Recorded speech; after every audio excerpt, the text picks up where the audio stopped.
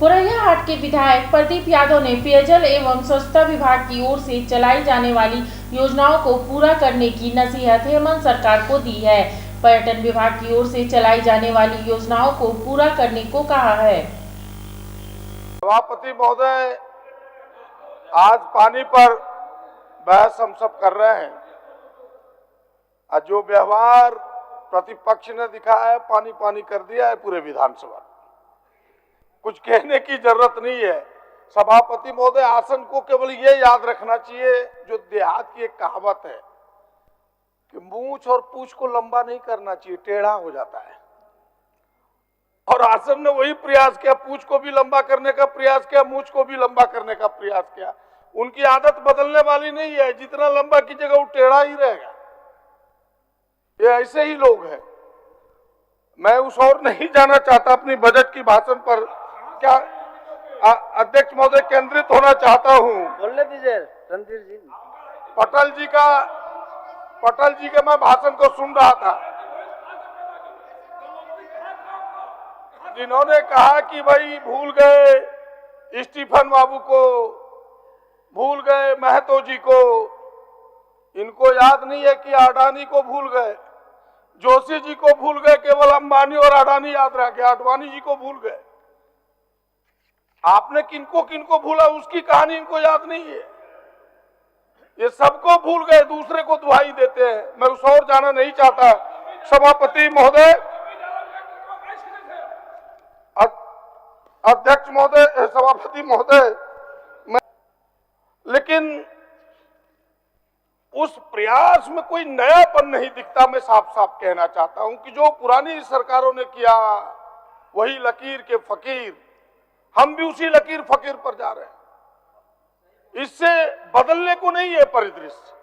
और चिंता का विषय यहां तक पहुंच गया, अध्यक्ष महोदय, सरकार को जिस मिशन मोड में काम करना चाहिए था, पानी के विषय को लेकर के, जल को लेकर के, हमें लगता है इन 22 वर्षों में किसी सरकार ने किया नहीं।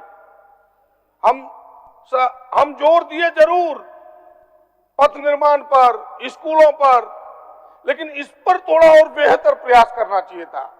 कुछ विजन इस बार दिखाने का सरकार ने प्रयास किया है, लेकिन हमें नहीं लगता कि उसका फलाफल उतना मजबूती से सामने आएगा जितना हम सब सोच रहे हैं। थोड़ा और करने की जरूरत है।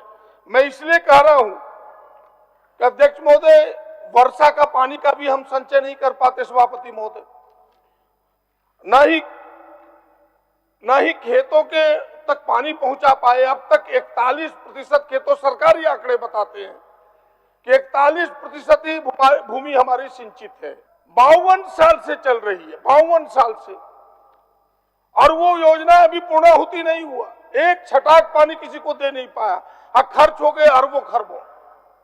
हम उसी लकीर फकीर पर जाएंगे तो फिर कोई बदलाव नहीं होगा। मैं एक उदाहरण गोड्डा का देना चाहता हूं। बटेसर पंप नहर योजना दीपिका मैडम के क्षेत्र का अभी नहीं है, महागामा का।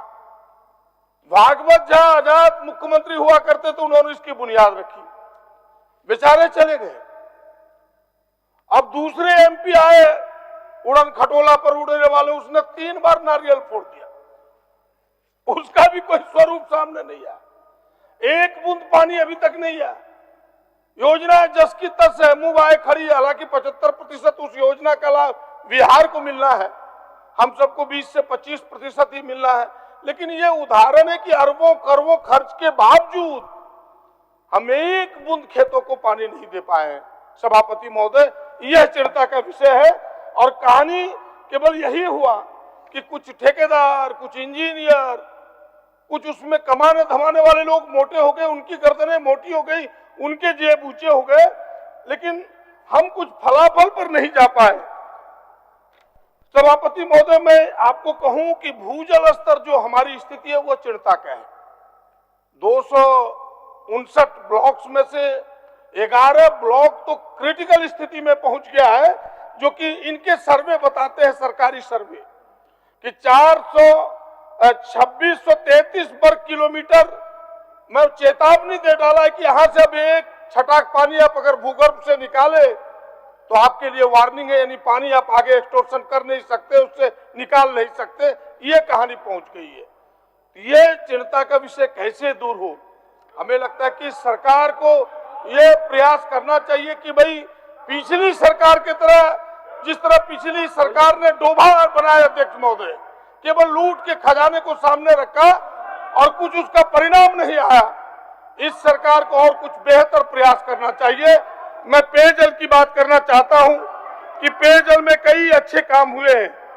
अब जैसे गोड्डा को इन्होंने गंगा जल से पानी देने का प्रयास किया है, अच्छा प्रयास है, लेकिन सभापति महोदय वो प्रयास रंग तब लाएगा जब समय पर पूरा हो पाएगा।